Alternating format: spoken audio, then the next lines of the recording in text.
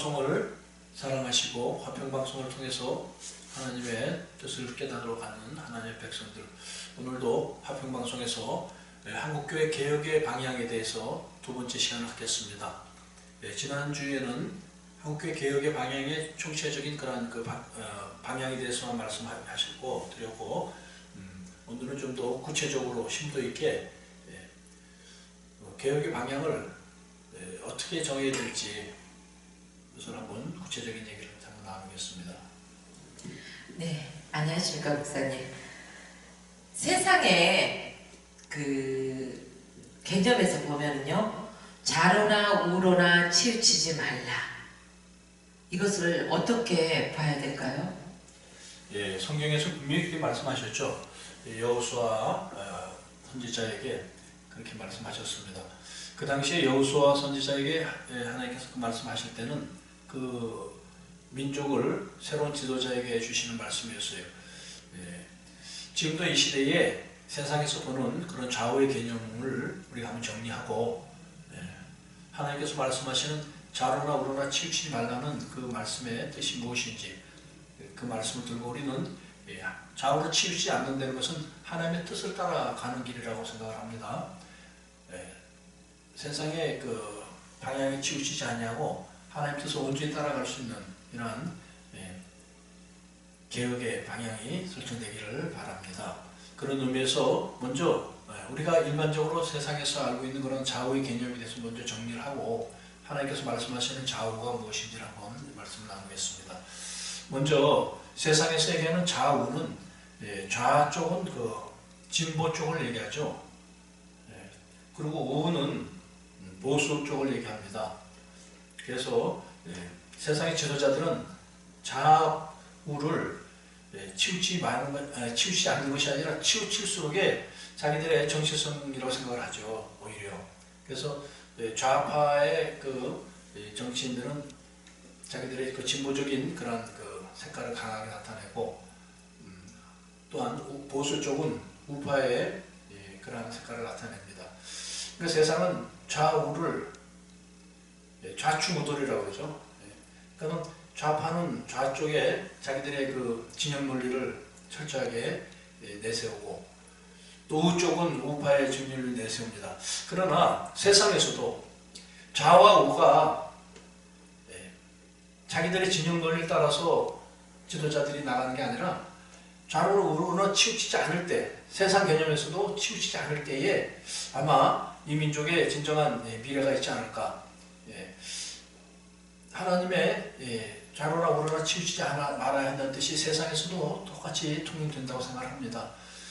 좌로 우로나 치우쳤을 때 자기 진영 논리로는 나름대로 방향을 설정할지 모르겠지만, 진정한 민족의 앞날을 생각해서는 좌나 우나 다 의미가 없다고 생각합니다.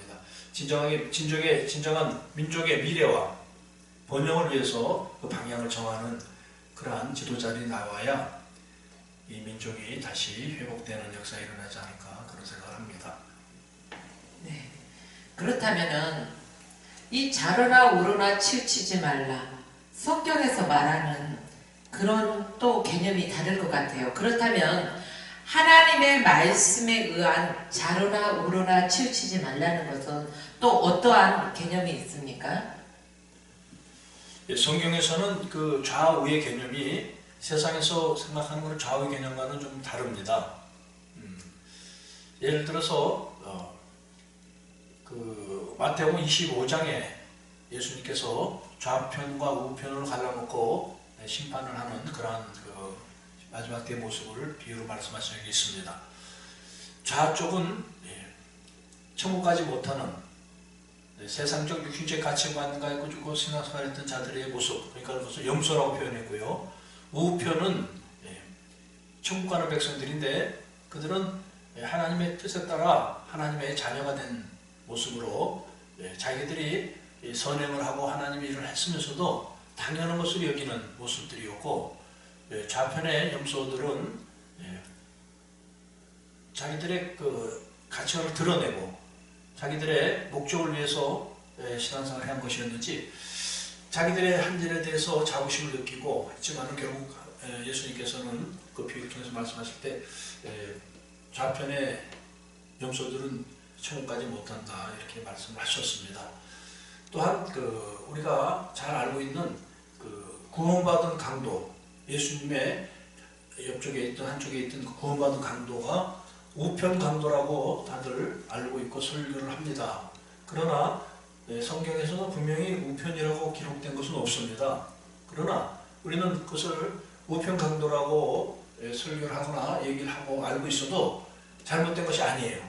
왜냐하면 우편이라는 것은 하나님의 구원받은 쪽이라고 우리가 알고 있고 하나님 쪽이고 또한 영적인 쪽이라고 생각을 합니다. 그리고 반대로 좌편은 그러면 세상적인 것이죠. 육신적인 것. 그래서 하나님께서는 좌로나 우로나 치우치지 말라 이렇게 말씀하셨어요. 그러면은 우리가 좌로 치우친 모습이 어떤 것이고 우로 치우친 것이 어떤 것인지 우리가 알아야 우리가 방향을 분명히 잡지 않을까 생각을 합니다. 좌로 치우쳤다는 것은 우리가 좀 알기가 쉽죠. 세상적인 가치관을 가지고 신앙생활을 하는 자들을 얘기하죠. 그런 모습을 얘기합니다. 그러니까 세상과 타협되고 세상의 가치관을 굴복하고 하나님의 이름을 부르고 주님을 찾지만은 그런 가치관의 모습을 얘기를 하죠. 성경에서 마태복음 4장에 예수님께서 오른밤을 치거든 왼편을 돌려대라 이런 말씀이 있습니다. 이 말씀의 의미를 우리가 문자적으로 생각을 하면은 많은 하나님의 그리스도인들이 이 부분에서 많은 스트레스를 받고 이해하기가 힘든 부분이죠. 그리스도인들은 무조건 그렇게 희생하고 손해봐도 감사하고 살아라 이런 뜻으로 들리기 때문에 이것을 실행하기가 상당히 어렵습니다. 그래서 정말 돌을 닦고 수양을 해야지 할 수 있는 종교가 아닐까 이런 생각을 하는데 이것은 우리가 좌우에 대한 개념을 알면은 좀 이해가 될 수가 있습니다. 오른편이라는 것은 조금 전에도 말씀드렸지만은 그것이 하나님의 쪽 영적인 그런 가치관을 얘기하죠. 그러면은 우리가 오른편 일을 할 때, 하나님 일을 할 때 당하는 그러한 세상의 박해나 이런 일들이 얼마든지 있을 수가 있습니다. 그럴 때 세상적인 박해, 왼쪽 뺨을 돌려대라. 그것을 피해가고 타협하려는 것이 아니라 그것을 당당히 맞서서 하나님의 그 뜻을 이뤄나가라는 그런 뜻이라고 생각을 합니다. 그것이 다니엘서에 나오는 그 다니엘의 믿음을 통해서 우리가 알 수가 있고요. 다니엘이 분명히 그 사자굴에 들어갈 위기에 처했으면서도 당당하게 하나님 예루살렘 향해서 기도하며 열린 창에서 기도한다는 이 모습은 하나님 일을 하는 과정에서 분명히 세상에서 오는 박해를 왼쪽 뺨을 돌려대는 이러한 모습이라고 생각합니다. 또한 우리 일제 때 주기철 목사님 모습을 통해서 이것을 확인할 수가 있습니다. 주기철 목사님은 그 박해의 결과를 분명히 알고 있었죠. 신사참배를 거절했을 때 일제의 장악함과 일제의 자기들의 목적을 위한 수단 방법을 가리지 않는 환경 상태를 알고 있었으면서도 왼편을 돌려대듯이 자기의 신앙을 지킨 모습 이런 것들이 오른편을 뺨을 때릴 때 왼쪽 뺨을 돌려대라는 말씀이라고 우리는 이해할 수가 있어요. 그러니까 오른쪽과 왼쪽의 개념을 우리가 정리되면은 우리가 우리 신앙생활의 어떤 목표와 방향이 보일 줄 믿습니다.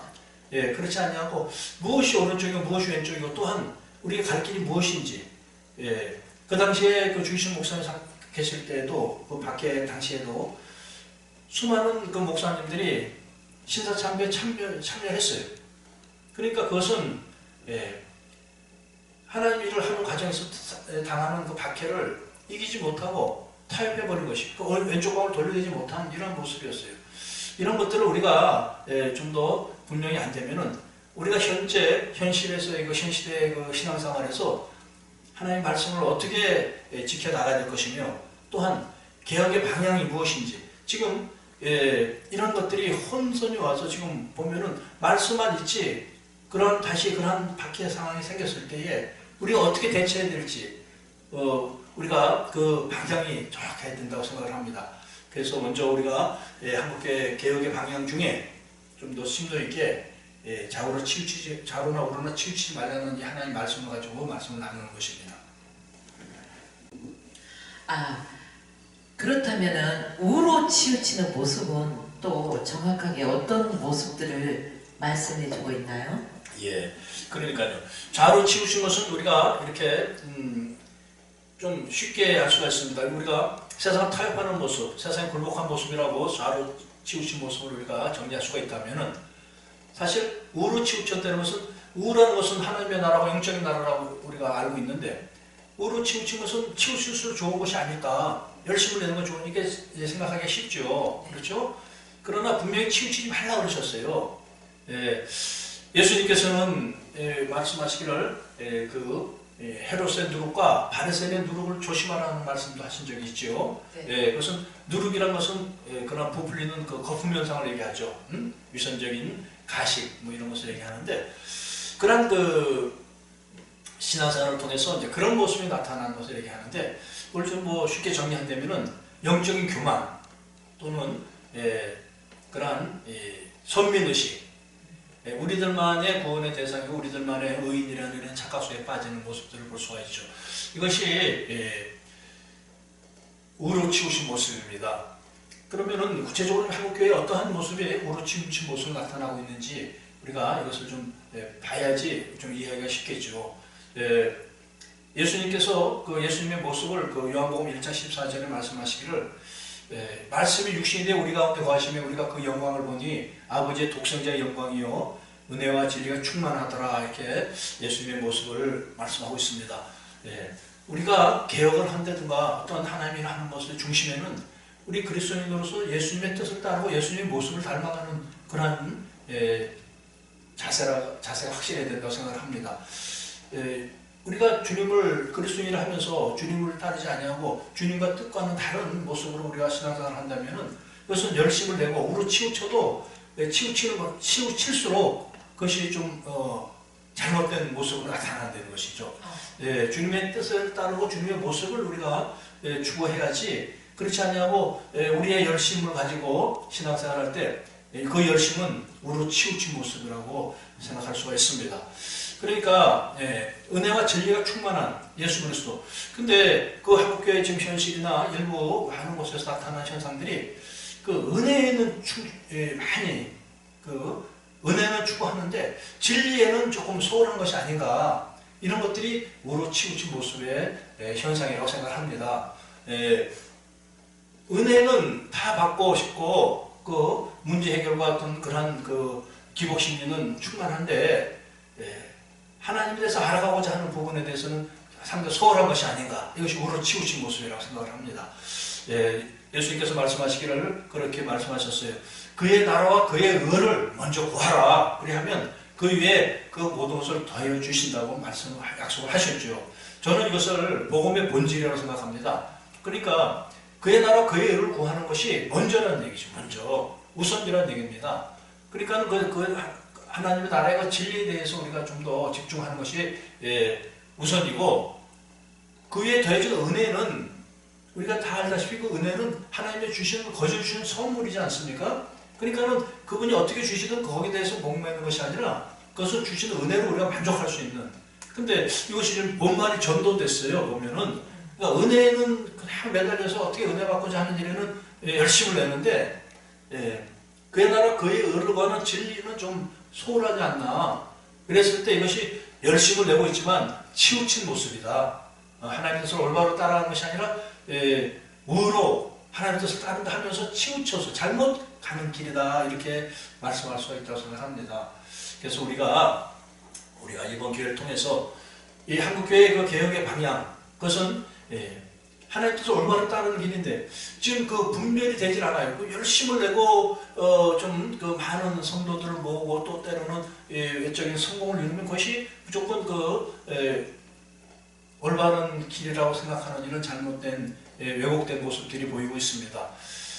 물론 하나님께 주신 은혜가 풍성해서 많은 그런 그 열매를 맺고 그것을 탓하거나 하는 것이 지적하는 것이 아니라 우리가 먼저 그의 나라 그의 의를 먼저 구하는 그랬을 때 그분과의 관계를 온전히 설정해 갈 때 죄에 빠지지 않는 방향을 잃지 않는 하나님과 관계에 대한 방향을 잃지 않는 그러한 한국교회가 된다고 생각을 합니다. 그 방향을 우리가 잡아가는 것이 이런 방송의 목적이고 또한 이 한국교회 개혁의 진정한 방향이라고 생각을 합니다. 그러니까 그 방향을 온전히 찾아가는 것. 그러니까 방향을 우리가 뭐 모른다 생각하지만 의외로 나타나는 현상들을 바라보면은 그 방향을 잃어버리는 것이 아닌가. 또 때로는 그 그리스도의 정체성을 잃어버린 것이 아닌가. 우리가 무엇을 위해서 가는 자들이고 무엇을 하는 자들인지 이것을 지금 놓치고 있는 것이 아닌가. 그랬을 때 언제든지 정말 때로 새로운 그런 면역기가 올 때인데 그때에 우리 한국교회가 올바로 대처할 수 있기 위해서는 이런 방향이 확실해야 됩니다. 지금 실제로 지금 일부 이단들이 외국 선교지에 선점을 하고 있고 또 그런 모습들을 보이고 있어요. 또한 그 한국 내에서도 이단들이 그 많은 젊은 그 엘리트들을 그렇게 포섭하고 끌어가고 있습니다. 젊고 희망 있는 그 젊은이들이 이단의 말에 이렇게 쉽게 넘어가는 이유가 한국교회가 좀 방향을 좀 확실하게 설정해 주지 못한 그런 결과가 아닌지 안타까운 것입니다. 우리가 먼저 그 방향을 확실히 정해주고 그들에게 그것을 방향을 제시했을 때에 세상에서 이렇게 좌우로 좌충우돌하며 좌파 우파 싸우고 이런 그 세상의 혼란스러운 이 혼란을 하나님의 그 진리로 그걸 바로 잡아줘야 된다고 생각합니다. 하나님의 그 진리를 갖고 있는 한국 교회가 그 역할을 감당해야지 세상의 어떠한 사고와 어떠한 철학과 이념으로 이것을 잡아줄 수가 없어요. 왜냐하면 세상의 이념과 그 정의는 항상 이기적이에요. 그러니까는 수많은 그 이념과 사상과 철학이 없어서 세상이 어지럽습니까? 세상에는 수많은 철학과 사상, 이념이 있었어요. 그렇지만 그것은 그 문화와 시대와 환경에 따라서 각자 적용되기에 따라서 그것은 자기 것이 되고 이기적인 그 가치관으로 변화하는 것이에요.